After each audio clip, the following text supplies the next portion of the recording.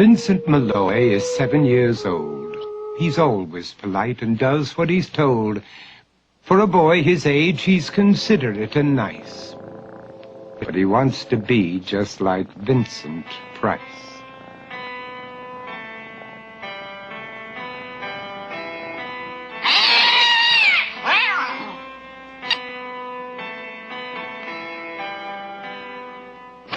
He doesn't mind living with his sister, dog, and cats, though he'd rather share a home with spiders and bats.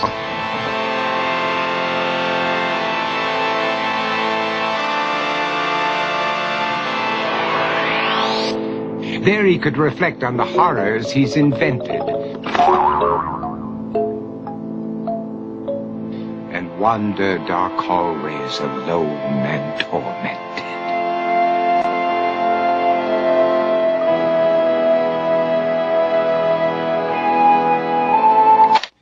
Vincent is nice when his aunt comes to see him, but imagines dipping her in wax for his wax museum.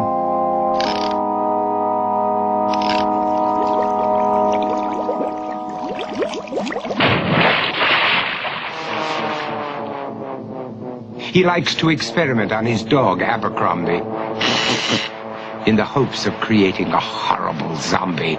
So he and his horrible zombie dog could go searching for victims in the London fog. His thoughts, though, aren't only of ghoulish crime. He likes to paint and read to pass some of the time. While other kids read books like Go, Jane, Go, Vincent's favorite author is Edgar Allan Poe. One night, while reading a gruesome tale, he read a passage that made him turn pale. Such horrible news he could not survive, for his beautiful wife had been buried alive. He dug out her grave to make sure she was dead, unaware that her grave was his mother's flower bed. His mother sent Vincent off to his room.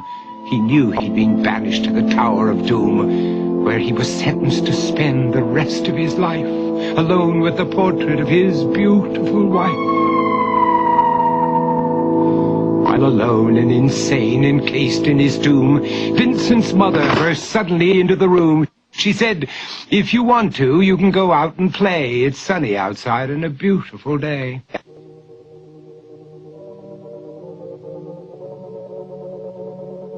Vincent tried to talk, but he just couldn't speak. The years of isolation had made him quite weak.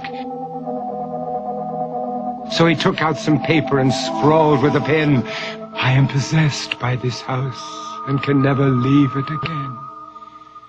His mother said, "You're not possessed and you're not almost dead. These games that you play are all in your head. You're not Vincent Price, you're Vincent Malloy. You're not tormented or insane, you're just a young boy. You're 7 years old and you are my son. I want you to get outside and have some real fun." Her anger now spent, she walked out through the hall. And while Vincent backed slowly against the wall, the room started to sway, to shiver and creak. His horrid insanity had reached its peak. He saw Abercrombie, his zombie slave, and heard his wife call from beyond the grave. She spoke from her coffin and made ghoulish demands, while through cracking walls reached skeleton hands. Every horror in his life that had crept through his dreams swept his mad laughter to terrified screams. To escape the madness, he reached for the door, but fell limp and lifeless down on the floor. His voice was soft and very slow as he quoted The Raven from Edgar Allan Poe. "And my soul from out that shadow that lies floating on the floor shall be lifted nevermore."